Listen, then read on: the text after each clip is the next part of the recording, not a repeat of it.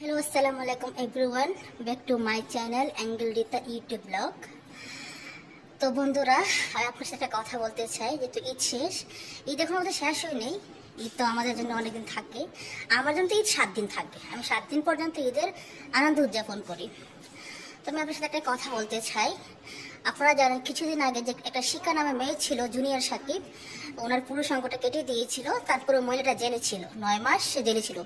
সে এখন আবার ভাই জেল থেকে বের হয়েছে, আবার ইউটিউবে সে শুরু করছে বিনোদন। জানেন কিসব বিনোদন?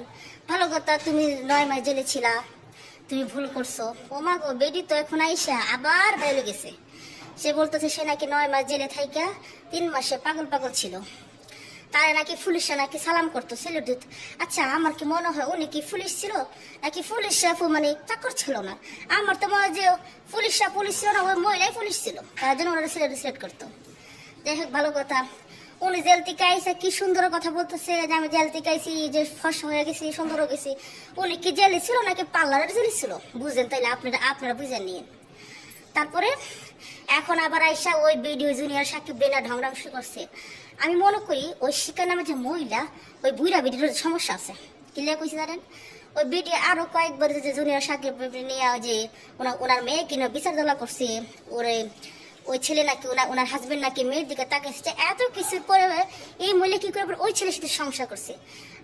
আমি মনে করি, যদি মনে করেন যে আপনি যেখানে সম্মান পান না, যেখানে আপনার স্বামী আপনাকে সম্মান করে না, আপনার সাথে প্রতারণা করে, ভালোবাসে না, তার থেকে আপনি চলে যান। তাই লাইফে কেন বারবার ঠোকেন? ওই মহিলা আবার তার সাথে সংসার করছে। লাস্টে কি করলো? ওনার হাজবেন্ডের পুরুষ সঙ্গটা কেটে দিল। ওনারা তো 9 মাস তো জেলে রাখছে, মানে কম হয়েছে, আরো অনেক বছর রাখা হয়েছে। পাগল ছাগল কিনা জেল থেকে ছাড়া পাল্লাই জানে শুরু করছে। এখন এসে আবার বন্ডা বসে করছে ইউটিউবে, বলে কি যে আমি 9 মাস জেলে ছিলাম, আমি 5 ওয়াক্ত নামাজ পড়ছি, এই দোয়া করছি আল্লাহর কাছে। এখন আমি নামাজ কিছুই বলি, বুঝেন তো বন্ডা আমি কারে কয়? জেলে ছিল, মানে আল্লাহকে নামাজ পড়ছে, এখন জেলতে বাড়ি গেছে, আবার বন্ডামি শুরু করছে। তো আমার তো মনে হয় কি যে এইগুলা ছাড়াটা খুব মানে ভালো না। যে বেডির কথা শুনলে মনে হয় যে পুলিশে নাকি ওনারা সিলেক্ট করছে। বুঝেন উনি কত দামি ম্যাডাম যে পুলিশে ওনারা সিলেক্ট করছে।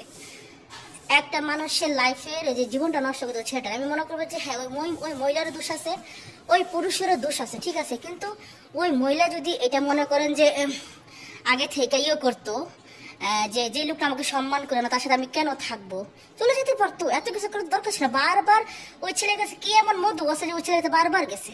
আবার বলে কি আমি তো আমার হাজবেন্ডকে গাঁজা খাবার টাকা দিছি, জোয়া খেলবার টাকা দিতে, বলে তো মহিলা কতটা ভালো হলে কেউ কারো জামাই টাকা পয়সা দেয় গাঁজা খাওয়ার জন্য, মদ খাওয়ার জন্য?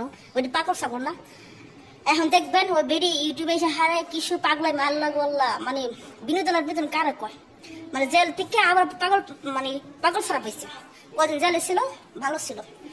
আপনারা আমার ভিডিওটা দেখেন, বলবেন কেমন হয়েছে, কথাটা কি সত্যি বলছি বলবেন।